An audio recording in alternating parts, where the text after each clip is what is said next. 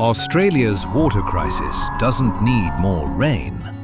It needs smarter systems. Right now, over 90% of floodwater still rushes back to the ocean, wasted. Desalination plus underground water banking plus renewable power. Perth already does this, using wind and solar to desalinate seawater, then store billions of litres in deep aquifers, safe for decades.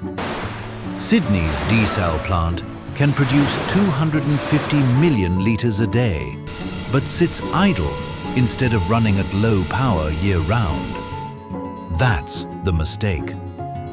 By 2026, experts say cities must treat water like energy, stored, buffered, always on.